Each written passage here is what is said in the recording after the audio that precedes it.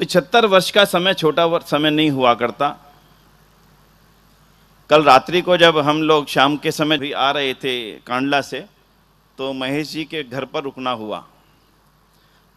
उनसे मैंने थोड़ा सा यहाँ का इतिहास जाना, और उस समय उन्होंने जो इतिहास बताया यहाँ के लुड़वा में, इस प्रकार से यहाँ पर ऐसे ऐसे करके शिवगंज जी यहाँ से किसी कारण से गए नैरोबी, दक्षिण अफ्रीका नहीं बहन जी, पूर्वी अफ्रीका था नैरोबी, और वहाँ से कैसे प्रेरणा लेकर के उन्होंने वापस आने की इच्छा रखी, और यहाँ पर आकर के कैसे ये वेद की ज्योति जलती रहे से नहीं जलती है बंधुओं। मैं बोलता हूँ वेद की ज्योति आप 100 बार बोलिए जलेगी नहीं, करने से जलेगी। शिवगंज जी ने किया आकर के यहाँ पर वो काम, जिससे इस क्षेत्र में वेद की ज्योति प्रज्वलित हो गई, और अब ना जाने कितने घरों में प्रज्वलित हो रही है, लगातार चल रही है। अगर वो भी वहीं रह जाते, बहुत अच्छा काम है, बड़ा अच्छा काम है, बड़ा सुंदर काम हो रहा है, आर्य समाज बहुत अच्छा है, वेद की बातें बहुत अच्छी है, वेद की बातें बहुत अच्छी हैं, और उनके मन में वापसी लुड़वा आने की इच्छा ना जागृत होती, और यहाँ आ भी जाते, और आकर के ठीक है अपना जीवन जीते पड़े प्यार से आनंद से, तो क्या आज जितनी बात हम लोग कर रहे हैं, हमारे मन संचालक महोदय कह रहे थे मुझे बड़ा गर्व है कि मैं तीसरी पीढ़ी से आर्य समाज के कार्य को कर रहा हूँ, कोई चौथी पीढ़ी से आर्य समाज के कर रहे हैं। हमारे बेलानी जी बैठे हैं जिनके पुत्र यहाँ पर उपस्थित है मंच के ऊपर, वो कह रहे हैं मैं हम पांचवी पीढ़ी से 5 पीढ़ी से लगातार। सोच करके देखना, किसी ने तो जागृत की ही होगी वो ज्योति। आज उनके प्रति नतमस्तक होना केवल एक तरीके से हो सकता है, और वो तरीका ये है कि मैं अपने मन में पक्का विचार करके चल रहा हूं कि नहीं चल रहा हूं कि मैंने भी ये ज्योति अपनी आगे आने वाली पीढ़ियों में जागृत रखनी है। अगर तो मेरे मन का ये संकल्प है तो समझ लेना कि आप अपने पूर्वजों को श्रद्धांजलि दे रहे हैं, और अगर ये संकल्प कुछ भी कमजोर है, थोड़ा सा भी ढीला है, तो मानना फिर ये केवल हमारे नारों तक सीमित रह जाएगा, और ये चीजें कभी भी जीवन में आगे बढ़ने वाली नहीं। छोटा काम नहीं था। जब शिवगंज जी यहां पर वापिस आए, हमारे इस पूरे क्षेत्र के अंदर मुस्लिम मत की अवधारणाएं हावी हो चुकी थी। आपको मालूम है कि नहीं, मुझे मालूम नहीं।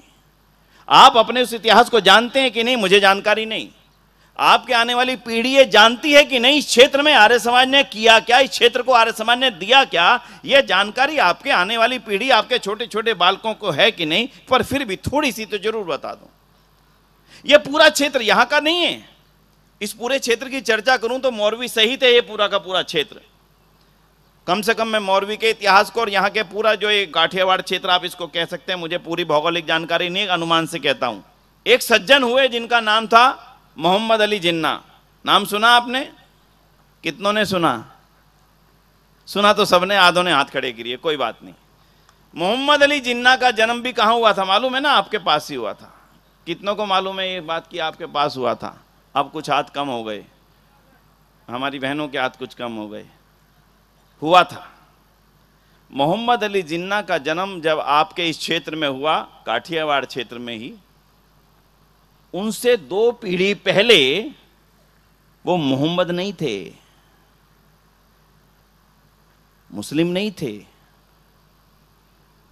किसी आक्रांता ने यहां पर हमला किया, हमारी आदतों को थोड़ा थोड़ा बदलना शुरू किया। डंडे के जोर पे का अपने शव को जलाना नहीं, गाड़ना पड़ेगा। अच्छा साहब, अच्छा साहब, अच्छा साहब। गरीब थे, हाकिम ऊपर था, शासन का जो जोर आज भी है तब भी होता था, तब उससे कहीं और ज्यादा होता था। अच्छा अच्छा साहब, ठीक है, गाड़ेंगे गाड़ेंगे, गाड़ना शुरू कर दिया। थोड़े दिन बाद एक लोग आए, अरे ये तो लोग अपने शव को गाड़ते हैं, अरे ये मुस्लिम है, मुस्लिम है। ऐसे कह के जो नहीं थे मुस्लिम उनको भी मुस्लिम बना दिया। ये मुस्लिम है, मुस्लिम है। उनके गांव अलग कर दिए, उनके घर अलग कर दिए। नाम है रामश्याम, कहलाए जा रहे मुस्लिम। क्यों? परंपराएं बदल गई। अगली पीढ़ी ने कोशिश की, ये मैं नहीं कह रहा हूं, भगत सिंह जी की जीवनी के ऊपर एक पुस्तक लिखी है, बहुत अच्छी शानदार पुस्तक है, उनकी भतीजी वीरेंद्र सिंधु ने लिखी है, भगत सिंह और उनके मृत्युंजय पुरखे। बहुत शानदार पुस्तक है, गजब की इतिहास का बहुत शानदार दस्तावेज है, पढ़नी चाहिए यदि हम संभव हो सके, जितना संभव हो चुके पढ़नी चाहिए। भगत सिंह जी की भतीजी ने बड़ी शानदार पुस्तक लिखी, उसमें वो लिखती हैं घर के आगे, जो आपके यहाँ पर गुजरात के अंदर जब घर बनते थे तो उसके आगे पेंट वगैरह लीप करके बड़ी सुंदर आकृतियां बना करके उस पर राम राम आदि लिखने का प्रचलन था। सतिये लिखे हुए हैं, सतिये बने हुए हैं, राम राम लिखा हुआ है। लेकिन हमारा एक समुदाय जो अपने आप को यही मानता था कि मैं जो कहता हूं केवल वो ही सत्य है, वही मान्य है, उन्होंने कह दिया नहीं, क्योंकि ये अपने शव को गाड़ते हैं इसलिए हिंदू अब नहीं रहे। मार मार के उन्होंने हमें कुछ पहुंचाया था, कुछ हमारे ही लोगों ने हमें जबरदस्ती करके हमारे ही अनेक लाखों भाइयों को उधर पहुंचा दिया। परिणाम आगे आपके सामने, मैं उस तरफ ज़्यादा नहीं जाऊंगा। परिणाम है कि मोहम्मद अली जिन्ना का जन्म हुआ और वो एक कट्टरवादी मुसलमान बना, जिसके कारण से इस देश के बंटवारे होने की नींव रखी गई। सोच करके देखना, अगर उससे पहले ऋषि दयानंद इस धरती पर आ चुके होते तो मुझे नहीं लगता मोहम्मद अली जिन्ना के परिवार को किसी भी कारण से हमारा समुदाय छोड़ करके किसी और को स्वीकार करना पड़ता। ये थी ऋषि दयानंद की देन। कल जब साईं राम दवे जी का कार्यक्रम यहाँ चल रहा था, उन्होंने भी एक बात कही थी, छोटी सी कही थी बात, तो गुजराती में बोल रहे थे वो, मैं पूरी कोशिश कर रहा था कि समझ आ जाए, काफी कोशिश सफल हुई। थोड़ा सा दाएं और थोड़ा सा बाएं बैठने वाले हमारे बंधुओं ने थोड़ी थोड़ी सहायता करी, हाँ ये बोल रहे, ये बोल रहे, ये बोले, हाँ समझ में आया। बोले दयानंद ना होते तो कम से कम मैं इस क्षेत्र के बारे में आपसे पक्का कह सकता हूँ, दयानंद ना आते तो इस क्षेत्र में हिजाब और बुर्के के सिवाय आपको कुछ भी नजर नहीं आता। ये एक ऐसी सच्चाई है, माने ना माने इससे उस इतिहास पर कोई भी फर्क पड़ने वाला नहीं। लेकिन एक दुख मुझे कल जरूर हुआ, और दुख क्या था? दुख ये था, दयानंद का जन्म हुआ टंकारा में, वहां से वो ज्योति चली गई पंजाब, पंजाब से ज्योति चली गई नैरोबी, और टंकारा के पड़ोस में रहने वाले व्यक्ति को 75 साल बाद वो ज्योति नैरोबी से जाकर के मिली, फिर वापस इसी क्षेत्र में आई, टंकारा से पास में नहीं आ सकी। ये हमारी कहीं ना कहीं संगठनात्मक विफलता है। आज थोड़ी सी इस चीज पर चर्चा करते हैं। टंकारा से यहां आने में कितना देर लगना था, सोचो। कारण कहीं ना कहीं जो ऋषि दयानंद के अनुयायी थे, उन्होंने इस क्षेत्र को थोड़ा सा अछूता समझा या इस तरफ नहीं आ पाए। दयानंद की मजबूरी थी। महर्षि दयानंद अपनी आत्मकथा में लिखते हैं कि मैं अपने गुजरात वापस क्यों नहीं लौट सका। मन में डर था, मन में भय था, मैं जाऊंगा, परिवारजन मुझे देख लेंगे, मिलेंगे, लौटने का वापस कहेंगे चलो चलो टंकारा चलो, वापस चलो, गांव चलो, घर चलो, और मैं कहीं मेरे अंदर कोई घर का मोह ना जाग जाए। केवल इस घबराहट और डर के कारण से ऋषि दयानंद अपनी इस धरती पर कभी लौटे नहीं। ये तो दयानंद की मजबूरी थी, सन्यासी होने के कारण से, और उस सन्यासी धर्म को जो उन्होंने अपना लिया था कि मुझे अब केवल दुनिया में इस वेद ज्योति का प्रचार करना, इस कारण से। लेकिन बंधुओं, अब आज आप और हम जो बैठे हैं, अगर हम अपने आप को ऋषि दयानंद का शिष्य मानते हैं, जो भी बहन जी अभी अपनी बात में कह रही थी, अगर आप और हम ऋषि दयानंद का अपने आप को ऋषि दयानंद का शिष्य मानते हैं, तो ऋषि दयानंद के वो अंतिम शब्द थोड़ा सा एक बार दोबारा से दोहराओ, सुनना। ऋषि दयानंद के मन में आर्य समाज को बनाने की कोई इच्छा नहीं थी, जो आपके लुड़वा में बना या अलग अलग पुणे में, जहां जहां भी आप दुनिया में रहते हैं। एक बहुत अच्छी बात है कि लुड़वा के हमारे सभी आर्य समाजी परिवारों ने जहां भी गए, चाहे वो ऑस्ट्रेलिया हो, चाहे वो लंदन हो, चाहे वो यूएसए हो, चाहे पुणे हो, चाहे दिल्ली, कहीं भी हो, वहां जा करके इस ज्योति को जागृत रखा। ये तो आपके पूर्वजों की वास्तविक ऐसी देन है जिसको कभी भी आर्य समाज का इतिहास भुला नहीं सकेगा, इसमें तो कोई दो राय नहीं है। लेकिन ऋषि दयानंद के उस वाक्य को सुनिए। ऋषि दयानंद के मन में आर्य समाज को बनाने का कोई मन में भाव नहीं था। उनके मन में इच्छा नहीं थी कि मैं कोई नई संस्था बनाऊं। उनके मन में सामान्य सी बात थी कि मेरी इन बातों का प्रचार होना चाहिए, चाहे ब्रह्म समाज के माध्यम से हो, चाहे देव समाज के माध्यम से हो, चाहे बंबई में प्रार्थना समाज खुल गया था उनके माध्यम से हो। एक नई सोसाइटी बनी थी जो विदेश से लोगों ने आके बनाई थी, थियोसॉफिकल सोसाइटी। उन्होंने कहा इसके माध्यम से हो, मुझे कोई फर्क नहीं पड़ता। लेकिन जब उनके मन में ये बात घर कर गई कि चाहे ब्रह्म समाज, चाहे प्रार्थना समाज, चाहे देव समाज, चाहे थियोसॉफिकल सोसाइटी, ये सत्य को सत्य मानने के लिए तैयार नहीं है। ये सत्य को मिश्रित करके मानने के लिए तैयार हैं, सत्य को मूल सत्य मानने के लिए तैयार नहीं है। उस समय उनके मन में ये विचार कहीं ना कहीं बीज रूप में पैदा हुआ कि मुझे अपनी इन बातों का विस्तार करने के लिए ऐसे कुछ साथियों की आवश्यकता है जो मेरे बाद इन बातों को, कार्यों को आगे बढ़ा सकें। तब उन्होंने इस प्रकार की कल्पना करके, जब जगह जगह स्थान स्थान पर जहर दिया जा रहा था, कहीं इस तरह से मारने की, कहीं जहर देकर के मारने की, कहीं तलवार से मारने की, कहीं नदी में डुबो करके मारने की, जब अलग अलग घटनाएं देखी, तब उनके मन में कहीं ना कहीं भाव पैदा हुआ, मेरे बाद ये कार्य कहीं रुक ना जाए। इस कारण से उन्होंने इसी एकमात्र इच्छा के साथ कि जिस वेद का काम मैंने आरंभ किया है, मेरे जाने के बाद वो निरंतर चलता रहे, इसलिए मैं आर्य समाज की स्थापना करता हूं। और आर्य सामाजिकों, यदि हम अपने को उस रूप में स्वीकार कर रहे हैं, तब की बात करता हूं।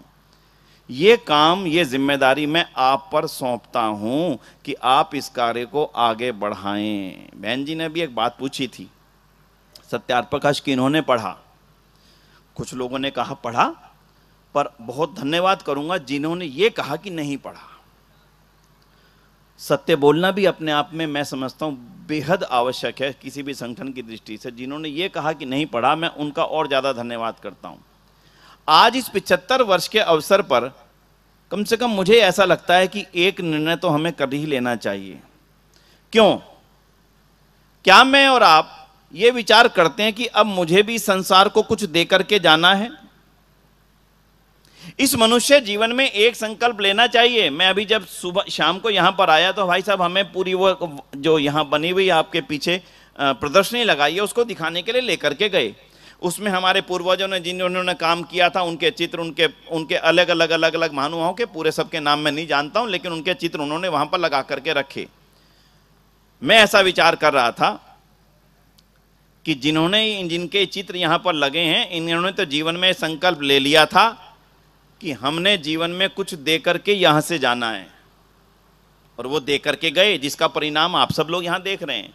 जब मुझे लुड़वा आर्य समाज के उत्सव की जानकारी दी थी, कम से कम इस लेवल के उत्सव की तो कल्पना मेरे मन में नहीं थी, बिल्कुल भी नहीं थी। रात्रि का जब कार्यक्रम देखा तो रात्रि को संख्या जो है अभी यहां पर बैठी है, इससे लगभग दुगनी संख्या यहां पर मौजूद थी। 1:30 बजे तक कार्यक्रम चला। लंबे समय तक हमारे साईं राम जी ने अलग अलग विधा से, बड़ी हास्य के साथ मिलकर के अपनी बातों को यहाँ पर रखा। ऋषिदान को जितना वो पढ़ सकते थे, जान सकते थे, उसके बारे में उन्होंने बताने का बड़ा शानदार प्रयत्न किया, उनका धन्यवाद करता हूँ। पर बंधु, आज जो कुछ भी है ये उनके कारण से है जिन्होंने कुछ दे जाने का संकल्प लिया था। अब मैं छोटा सा निवेदन आपसे करने चला हूं कि आज अपने मन में एक विचार पैदा करके रखो कि क्या मैं जीवन में ऐसा कोई काम कर रहा हूं। एक बार दोबारा ध्यान से सुनना जी, थोड़ा इधर उधर मत देखो, जो आ रहे आने दो, जो जा रहे जाने दो। क्या मैं अपने मन में ऐसा विचार करके जीवन जी रहा हूं कि मैं कोई ऐसा कार्य करके जाऊंगा जिससे कि मेरे जाने के पश्चात दुनिया मुझे स्मरण रखे, दुनिया मुझे याद रखे? यदि तो मेरे मन के अंदर यह भाव चल रहा है और मुझे लग रहा है कि हां मैं एक ऐसा काम तो कर रहा हूं, तब तो ठीक। और अगर मन में ऐसा विचार अभी तक नहीं है कि मैं कोई ऐसा कार्य करके जाऊं ताकि मेरे जाने के बाद मेरी खुशबू इस संसार में रह सके, तब यह मान करके चलना कि मेरा तो मनुष्य बनना, इस संसार में आना, आर्य समाज के निकट आना, वेद के निकट आना, ऋषिदान का शिष्य बनने का जो लाभ मेरे जीवन को मिलना चाहिए था, शायद मिल नहीं पाया। इसलिए आज इस सत्संग के अवसर पर एक विचार पक्का मन में करके रखना कि मुझे कोई ना कोई एक ऐसा काम जरूर करना है जो जाने के पश्चात। ये वेद रखे हैं, ये यहां पर उपस्थित हैं, गुजराती में हैं। कौन ने तैयार किए थे इन वेदों को, ध्यान है आपको? किन्होंने?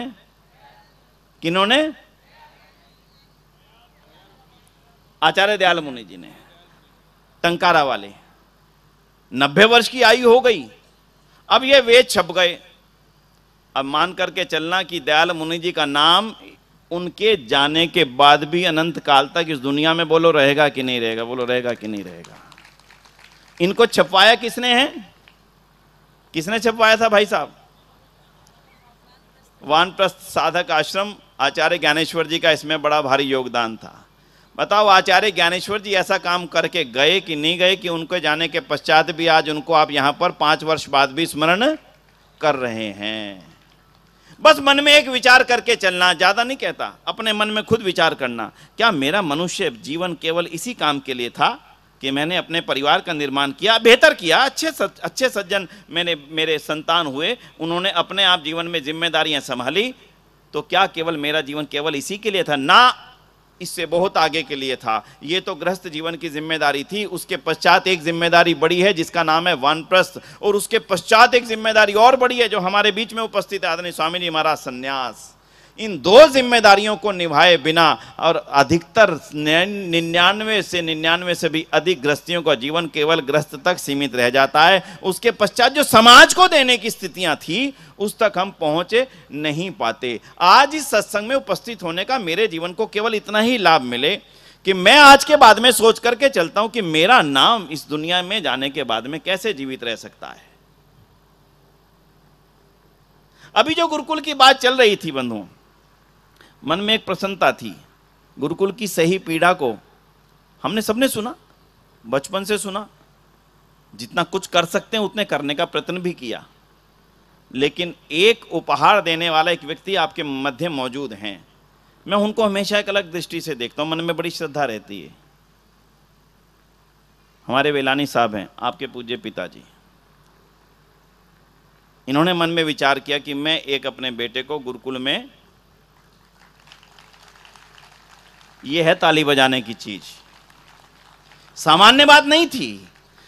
अक्सर यह मान लिया जाता है कि जो गरीब परिवारों के बच्चे हैं उन्हीं के बच्चों को गुरुकुल में डाल दिया जाता है। यह बात ठीक है, यह गलत है जी।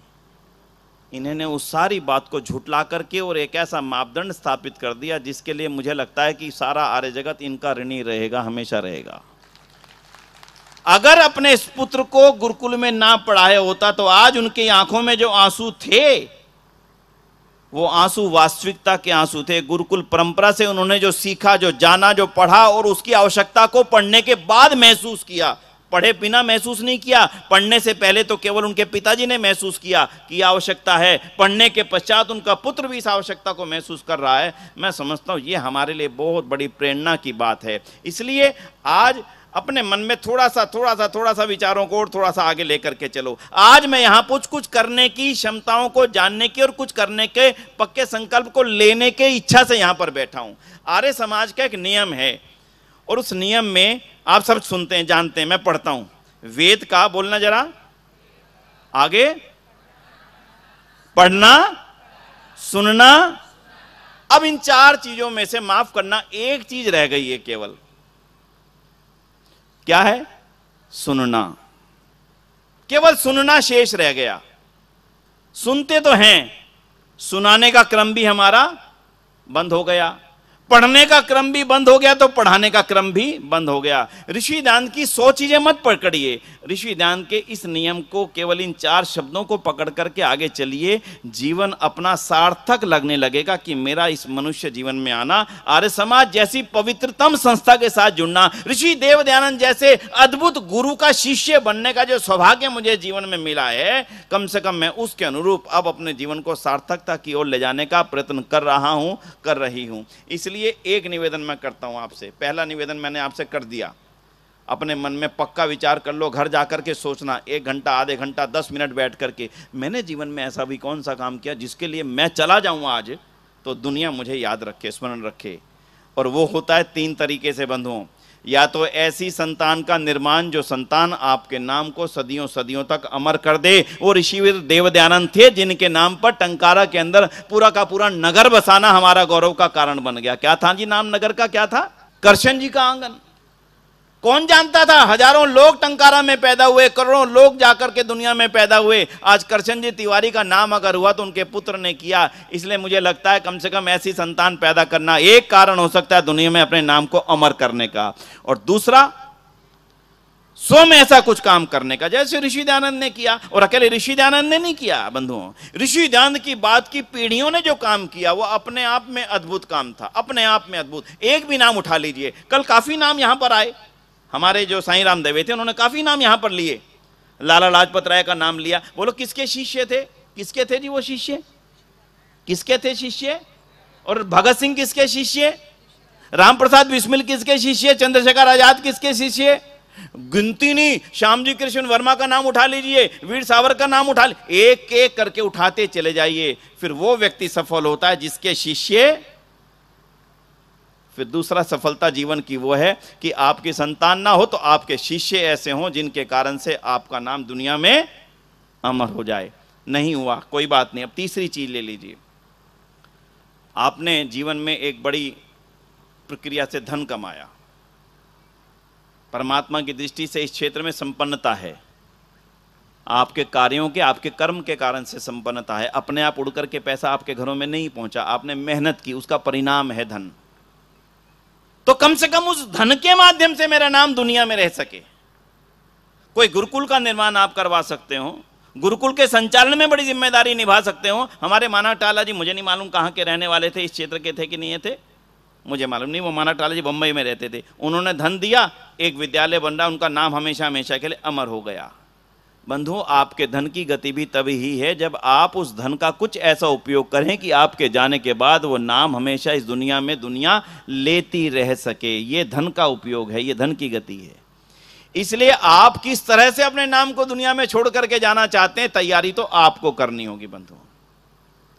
इसलिए थोड़ी सी चर्चा को आगे लेकर के चलता हूं। लुड़वा आर्य समाज मैं देखने नहीं जा सका, सुबह इच्छा थी कि देखने जाऊंगा पर समय नहीं मिल पाया, जाते समय देख करके जा पाऊंगा। मुझे मालूम जब प्रधान जी ने भी यहाँ पर कुछ चीज़ें रखी तभी कुछ मालूम हुआ कि आप क्या क्या गतिविधि यहाँ पर चलाते हैं, शिक्षण संस्था है या नहीं, कुछ और सेवा की कार्य भी आप लगातार यहाँ पर करते हैं।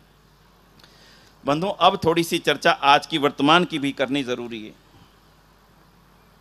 वर्तमान में मैंने पूछा था भाई साहब से कि यहाँ के कितने लोग हैं, बोले यहाँ के तो कम हैं, काफ़ी लोग मुंबई से, पुणे से, बड़ौदा से, जहाँ जहाँ भी आपके परिवार रहते हैं सब इस दौरान 3 वर्ष के पश्चात आते हैं, बड़ा आयोजन में भाग लेते हैं, परिवारों का मिलना भी हो जाता है। एक अच्छे आपने परंपरा डेवलप की, इसको और लगातार बढ़ाते रहिए, इसे भाई रुकने मत दीजिएगा। पर जो चिंता की बात है वो भी हमें ही देखनी पड़ेगी।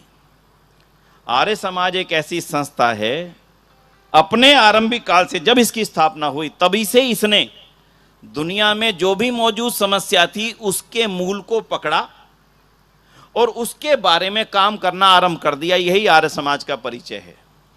आर्य समाज ने स्वयं अपने लिए कभी कुछ नहीं किया बंधुओं। आर्य समाज के मंदिर जाकर के आप देखेंगे कोई तो बहुत बड़े बड़े महल के रूप में आपको दिखेंगे नहीं।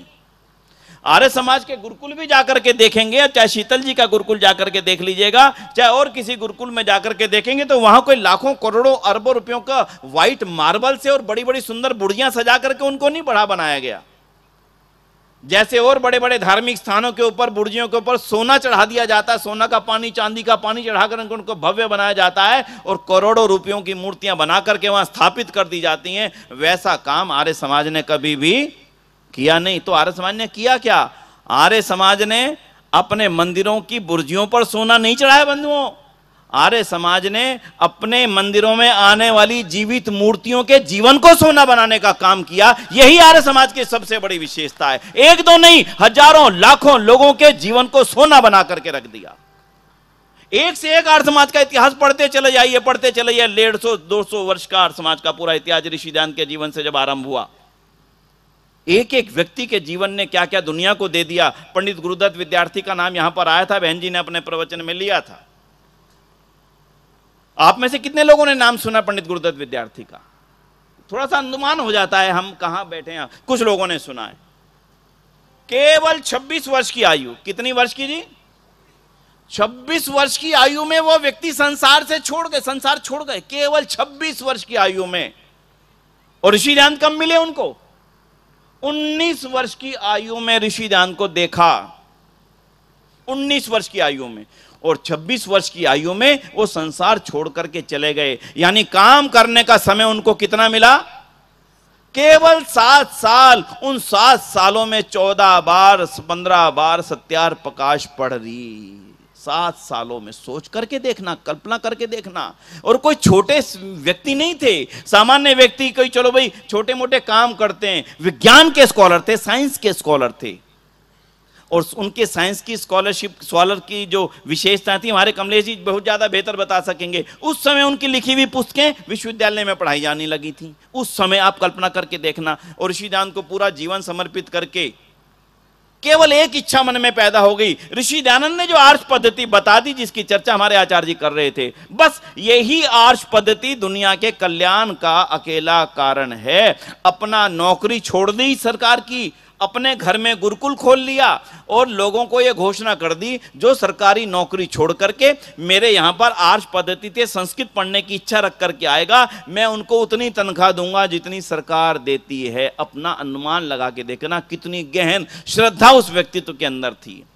बंधुओं, एक व्यक्ति जो आज से 100 साल पहले इस दुनिया को छोड़ करके चले गए, आज भी इस मंच से अगर मैं उनका नाम ले रहा हूं, बहन जी उनका नाम ले रही हैं, मैंने उनको नहीं कहा लेना, उन्होंने मुझे नहीं कहा लेना, इसके मतलब उनके जीवन की जो विशेषता थी उसकी कुछ एक विशेषता तो मेरे जीवन में आ जाए। अभी मेरे जीवन में, कितनों के जीवन में आपको लगता है अभी 7 साल बचे हुए हैं? बोलो, आप में से कितनों को लगता है कि हाँ मेरे जीवन के 7 साल शेष हैं? एक बेटी ने हाथ उठाया, बोलो क्यों यकीन नहीं है क्या 7 साल जीना है आपने? सभी हाथ उठाओ ना भैया, सबके हैं। ये वेद का आदेश है, मेरा नहीं है भाई। जीवे में श्रद्धा शतम, ये वेद का आदेश है, निवेदन नहीं है। वेद ने कह करके भेजा, तुम्हें दुनिया में भेज रहा हूं, तुम्हें 100 साल जीना, काम करना है 100 साल तक। इसलिए सोच करके देखना, अगर मेरे जीवन में जो 7 साल शेष है ना, गुरुदत्त विद्यार्थी के जैसा मेरे बचे हुए 7 साल अगर इस संसार के काम आ जाते हैं तो मुझे लगेगा कि मैंने संसार को वो सब दे दिया जो ऋषि दयानंद मेरे से अपेक्षा करते थे। और वो देने का एक ही तरीका बंधुओं, उसकी तरफ लौट के आ रहा हूं।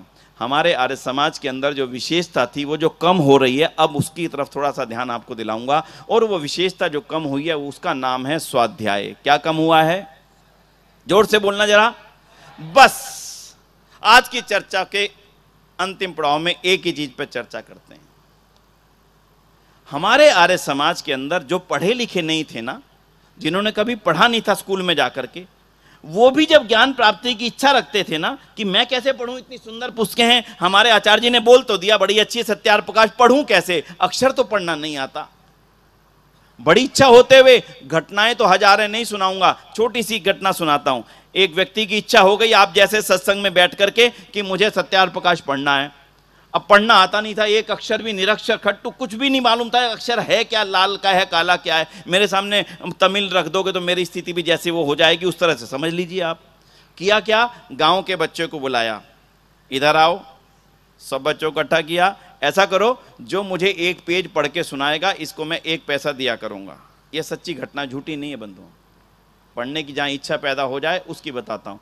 रोजाना बच्चे आते थे, उनको तो 1 पैसा जेब खर्ची का मिलता था और उसको वो ज्ञान मिलता था। आप विचार करके देखना, पंजाब की सच्ची घटना, जो बच्चे पढ़ पढ़ के सुनाते थे ना वो भी विद्वान बन गए, और जो सुनता था अनपढ़ निकट्टू वो भी आर्य समाज के बहुत बड़े प्रचारक बन गए, बाद में सन्यासी बने आर्य समाज के। कल्पना करके देखना आर्य समाज के उस उज्ज्वल गजब के इतिहास की, सोच करके देखो।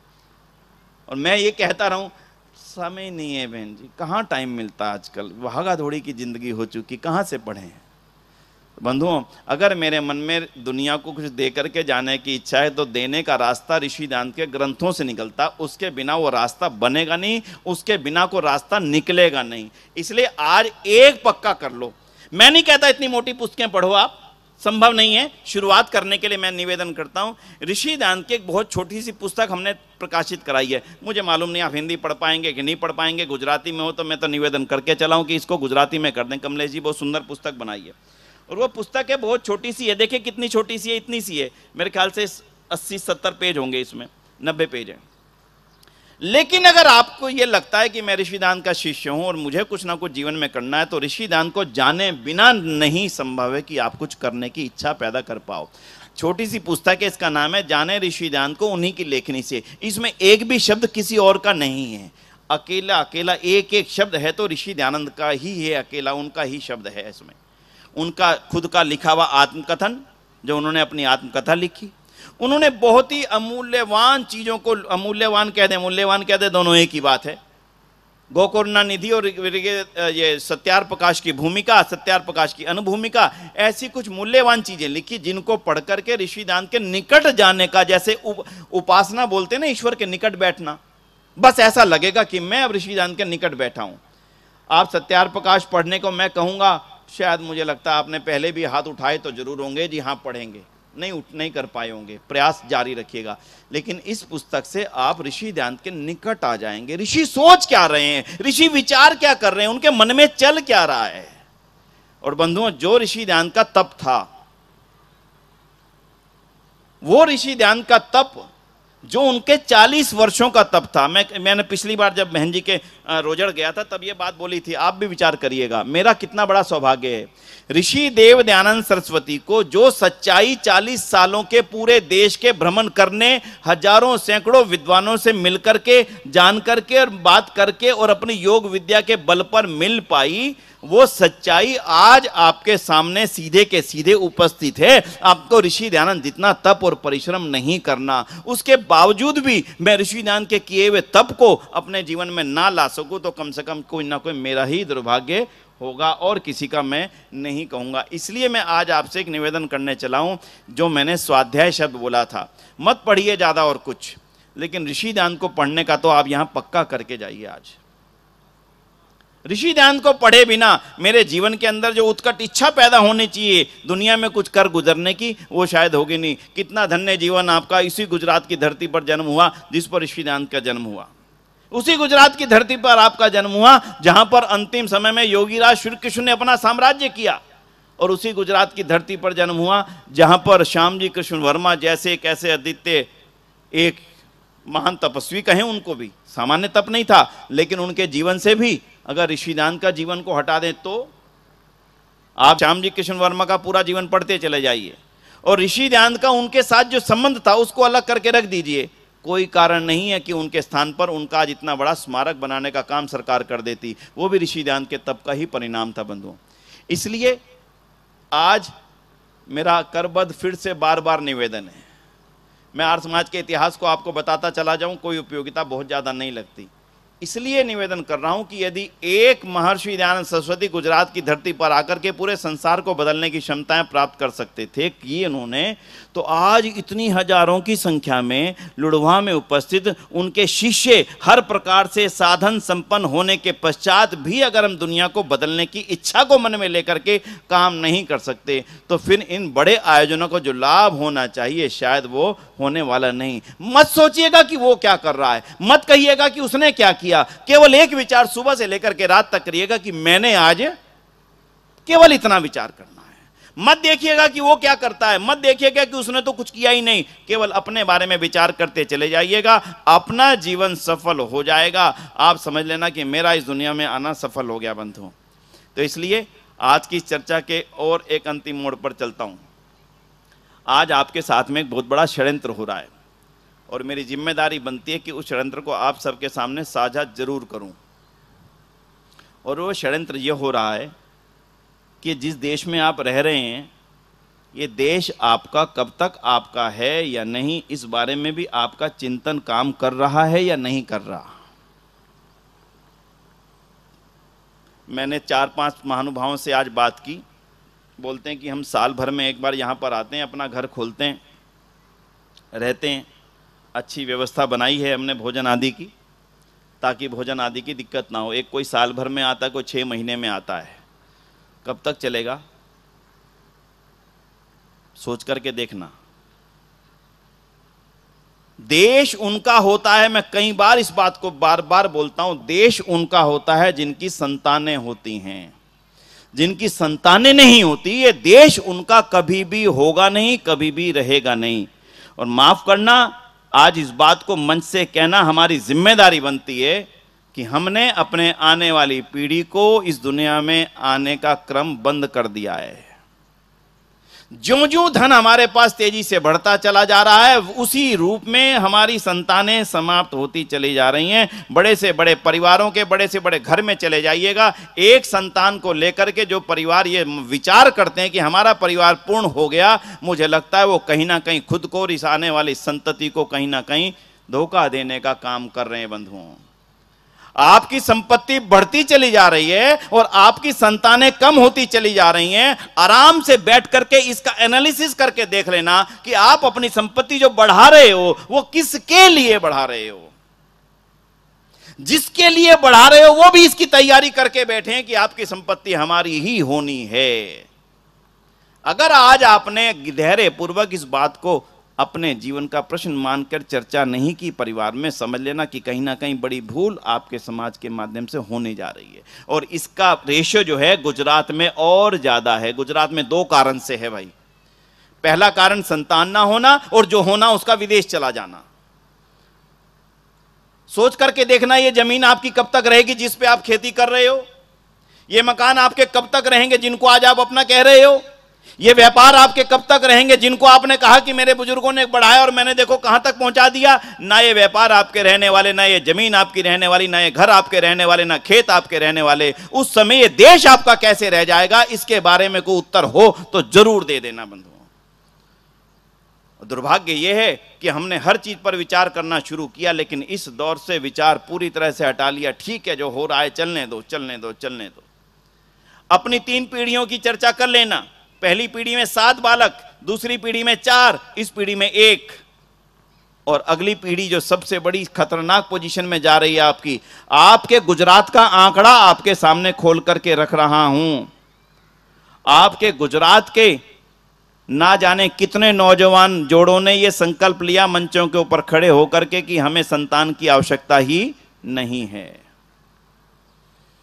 और नहीं मेरी बात को आप लगता है कि शायद डेटा के साथ नहीं है, तो मोबाइल खोल करके जिसका उपयोग करना चाहिए कभी अच्छे कामों के लिए, उसके लिए करके देख लेना, और उसके अंदर एक टाइप शब्द कर लेना। उसका शब्द नाम है चाइल्ड फ्री इंडिया। क्या नाम है जी? 2 जोर से बोलना एक बार। Child free India movement. ये कोई 1-2 लोग नहीं चला रहे, कोई 10-20 लोग नहीं चला रहे, पूरा का पूरा गैंग है जो आपके देश पर और आपकी बनाई हुई अथाह संपत्ति पर दृष्टि रखना चाहता है कि आने वाले समय में सब ये ऑटोमेटिकली हमारी होने वाली हैं। केवल इनके बच्चों के अंदर ये भावना भर दो कि हमें संतान की आवश्यकता नहीं है, और उनको मंचों पर खड़े होकर के ये बड़े बड़े मंचों के बाद से कह रहा हूं, जब आप मोमेंट खोलेंगे, मोबाइल खोलेंगे, यूट्यूब खोलेंगे और अनेक वेबसाइट्स खोलेंगे, आपको मिल जाएगी। बोलो हम कुत्ता पालेंगे, बिल्ली पालेंगे, कबूतर पालेंगे, तोता पालेंगे, पर ये वो नौजवान प्रतिज्ञा कर रहे हैं जिनकी आय 1-1 करोड़ रुपए साल के पैकेज हैं गूगल जैसी बड़ी कंपनियों के अंदर। आपको क्या लगता है, क्या ये अपने आप हो रहा है? अपने आप कभी कोई मूवमेंट चला नहीं करती, इसके पीछे चलाने वाला एक माइंड काम कर रहा है। आप संतानें पैदा करो, ये धन पैदा करेंगे। आप धन पैदा कर रहे हो, वो संतानें पैदा कर रहे हैं। कैलकुलेशन कौन करेगा? गिनती कौन करेगा? देखेगा कौन? सोचेगा कौन? बताइए कौन सोचेगा? बाहर से आकर को कोई सोचने वाला हो तो उसको बुला लीजिए, वो सोचेगा आकर के। आओ भाई साहब, आप सोचिए हमारे भविष्य के बारे में। अगर मैंने अपने भविष्य के बारे में सोचना छोड़ दिया, समझ लेना कि थोड़े दिन बाद ये देश, ये धरती आपकी बिल्कुल भी रहने वाली नहीं। बंधुओं, पाकिस्तान जब हमारे हाथ से गया था तो कोई बहुत बड़ा अंतर नहीं था। लोग कहते हैं ये कारण, वो कारण, जिन्ना कारण, वो कारण, ये कारण। ना, कोई कारण नहीं, अकेला एक ही कारण थे, वो ज्यादा थे, आप कम थे। गिनती कोई बात ही नहीं है, जबरदस्ती की कैलकुलेशन करते चला। यही कहा, पाकिस्तान बांग्लादेश बनने का अकेला कारण था, वो ज्यादा थे और आप बस। ना जाने हम किस रॉ में भाग रहे हैं, ना जाने हम किस रॉ में दौड़ रहे हैं। अपने अपने घरों की कैलकुलेशन कर लेना, आने वाली 3 पीढ़ियों के अनुमान लगा करके देख लेना, आपको अपने मकान बेचने पड़ेंगे। माफ़ करना, ये परिस्थिति हमारे अकेले गुजरात के साथ नहीं है, पंजाब के साथ, हरियाणा के साथ, हर राज्य में कहीं कमोबेश, कहीं ज़्यादा कहीं कम ये परिस्थितियाँ आ चुकी हैं। क्योंकि आपके बीच में हूँ इसलिए आपके साथ इस चर्चा को कर रहा हूँ। 3 प्रतिज्ञा पक्की लेकर के जाना। पहली, अपनी जमीन जो आपकी है ना, अपनी खेत, उनको बेचना नहीं कभी भी, पक्का कर लो। ये जमीन जब तक है तब तक ये देश, हाँ, भूमि मेरी माता है।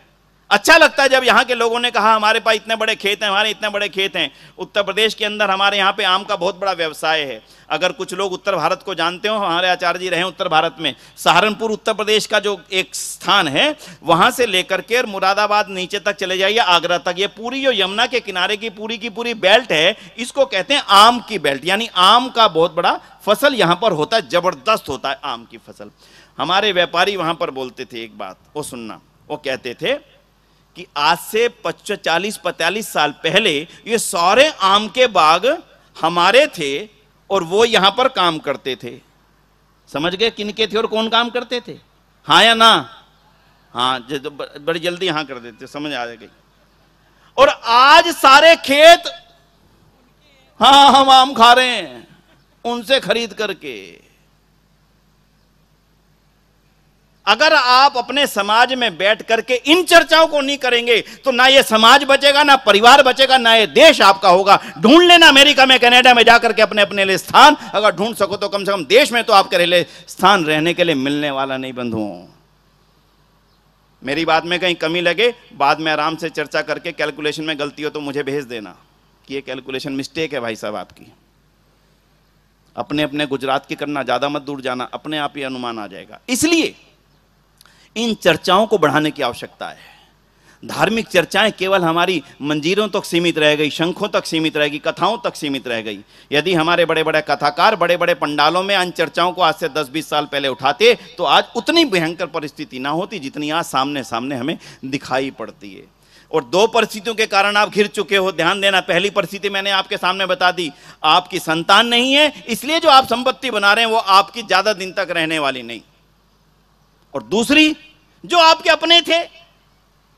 आज मुझे बड़ी प्रसन्नता हुई, भाई साहब ने बताया इस यहां पे सब जातिवाद ऊंच नीच को छोड़ करके हमने सबको यजमान बनाया। अगर यह काम आज से 50, 60, 70 साल पहले होता, आपका कोई भाई दूसरी तरफ जाकर के ये पहनता ही नहीं।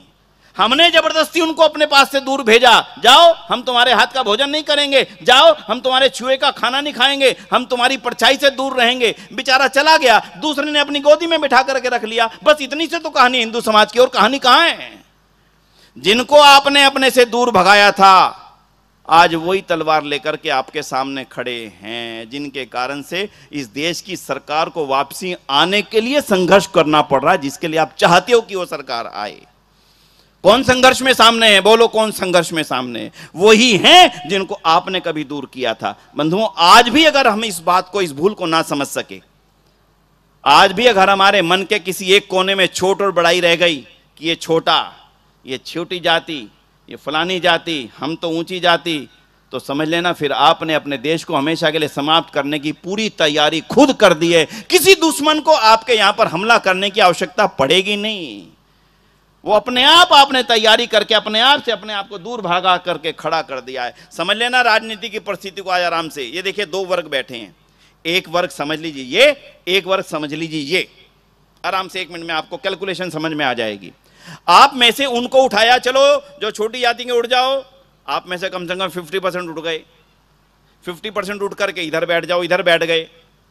अब यहां 3 हिस्से बन गए, एक अगड़ी जाति, एक पिछड़ी जाति, और एक वो जिन्होंने हमने पहले से भगा दिया था। ठीक है, अब वो दोनों मिल गए। वो दोनों कैलकुलेशन से चलेगा ये देश। छोटे बच्चों से पूछ के देखना, देश का राजा कौन है, वो जंगल का राजा कौन है। आज भी बच्चा उत्तर देगा शेर है। अभी बच्चा दिख ही कोई नहीं रहा, पूछूं किससे, सारे बड़े बैठे हैं। क्यों जी, जंगल का राजा कौन है माता जी बताना? शेर है। बहन जी बोल रही है शेर है। बस इसी को परिवर्तन करके चले जाना, जंगल का राजा शेर होता था। अब लोकतंत्र है, अब जंगल का राजा शेर, जंगल का राजा कौन होगा? जिसकी संख्या ज्यादा होगी। अगर गलती से कुत्तों की संख्या ज्यादा होगी, कुत्ता जंगल का राजा बनेगा, शेर को बाहर बांध के खड़ा कर देगा, तो यहां खड़ा हो जा, अब तेरा इस देश में कोई काम नहीं रहा, अब राजा मैं हूं। अगर उस परिस्थिति को आने देना चाहते हो, बिल्कुल भी जातिवाद को दिल से मत निकालना, डाल करके रखना। हजारों सैकड़ों सालों से हमने उस बर्बादी को किया, आज उसका परिणाम अफगानिस्तान हमारे हाथ में नहीं, ईरान हमारे हाथ में नहीं, इराक हमारे हाथ में नहीं, पाकिस्तान हमारे हाथ में नहीं, कश्मीर की हालत ये है, केरल की हालत ये है, बांग्लादेश आज हमारे हाथ में नहीं, आज उत्तर पूर्वांचल सारा हमारे हाथ में नहीं, और गुजरात के अंदर अपने आप में ऐसी पॉकेट तैयार हो चुकी हैं जो आपकी नहीं है। इसलिए बंधुओं, दो ही चीज पर फोकस कर लीजिए बस। पहली चीज है रिश्ते बचाइए, अपने परिवारों को तो बचाओ जो आपकी इन कोठियों को संभाल करके रख सकें, आपके गांव की आपकी जमीनों को और आपके व्यापारों को संभाल करके रख सकें। अगर मेरी संतान नहीं हुई तो समझ लेना, ना आपकी संपत्ति ना आपका देश। एक इस नियम को लिख के चले जाइएगा पक्का, और इसका नाम है रिश्ते बचाइए।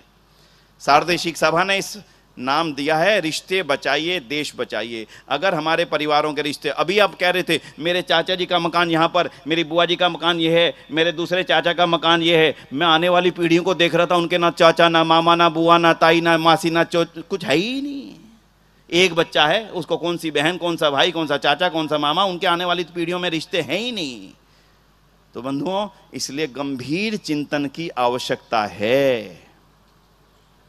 वेद की ज्योति जलती रहे, नारे से वेद की ज्योति नहीं जलेगी, और ओम का झंडा कभी ऊंचा रहने वाला नहीं मेरे केवल नारा लगाने से। आपकी संतानें होंगी, आपके आगे आगे चलेंगी, आप उनके पीछे चलोगे, आप समझ लेना कि वेद की ज्योति भी जलती रहेगी और ओम का झंडा भी ऊंचा रहेगा। और एक जिस वर्ग को थोड़ा सा हमने किसी भी कारण से दूर किया है, उसको अपने निकट लाने का काम शुरू कर दो, और उसका सबसे अच्छा तरीका सेवा। एक बात कह के आज अपनी बात को विराम करूंगा, लास्ट है। एक तो पक्की बात करके जा ही सकते हैं ना हम, किसी एक परिवार को जो आपको लगता हो जरूरतमंद है, अपने माइंड में मार्क कर लो छोटा सा कि ये परिवार जरूरतमंद है। कोई सब्जी बेचने वाला होगा, कोई रिक्शे वाला होगा, ठेले वाला होगा, नाई होगा, धोबी होगा, काम करने वाली होगी, जो भी, बस इसके परिवार को मुझे अपना मित्र मान करके चलना। ये मेरा अभिन्न मित्र है, ये मेरा भाई है, ये मेरी बहन है। इसकी जरूरत का जो कुछ मैं कर पाऊंगी वो मैं करूंगी, और बस एक मेरा ये धर्म मित्र है। आप समझ लेना कि अगर एक परिवार को, एक हिंदू परिवार ने अपना मन से अपना मान लिया, मन से मानना, ऊपरी तौर पर मत मानना, बिल्कुल भी अपना मन से मानना, बस अब तो यही मेरा भाई है, इसकी किसी ज़रूरत को मैं पूरा कर सकूं, उसकी बेटी की शादी में, उसकी बेटी की पढ़ाई में, उसके बेटे की पढ़ाई में, उसके घर के निर्माण में, उसके बेटे को किसी काम धंधे में लगवाने में, किसी स्किल डेवलपमेंट का काम करवा करके उसे काम लगवा देना। आप समझ लेना आपने धर्म का काम कर लिया, यही है धर्म। अगर एक परिवार को आपके एक हिंदू परिवार ने बचा लिया, देश बच जाएगा। नहीं तो दूसरे अपनी गोदी में तैयार हैं उसको लेकर के बैठने के लिए। उनकी संख्या को बढ़ने से रोकना चाहते हो और इस देश को अपना बना करके रखना चाहते हो, तो किसी एक परिवार को बोल रहा हूं, मैं नहीं कहता हजारों लोगों को लाखों रुपया बांटो, मत बांटो, लेकिन एक परिवार को अपना बना करके रखो। यही मेरा निजी परिवार, यही मेरा मित्र, यही मेरा भाई। करना क्या है, दीपावली के दिन मिठाई का बढ़िया सा डिब्बा, शानदार, ऐसा मत लेना गरीब के घर जा रहे हैं ले ले यार कोई छोटा सा ना। जो हम होता क्या है, अमीर परिवार के यहाँ शादी में जाते हैं तो देते हैं 11,000 का लिफाफा, और गरीब आदमी के यहाँ शादी में देते हैं तो 500 का लिफाफा। उल्टा हो रहा है। अरे भैया उल्टा कर दो, अमीर आदमी को आपके इसकी जरूरत नहीं है कन्यादान की, गरीब आदमी के यहाँ शादी में जाओ तो देना 11,000 का लिफाफा, अमीर आदमी के जाओ तो दे देना 500 का। कुछ नहीं भाई, आए थे इतना पर्याप्त है, ठीक है।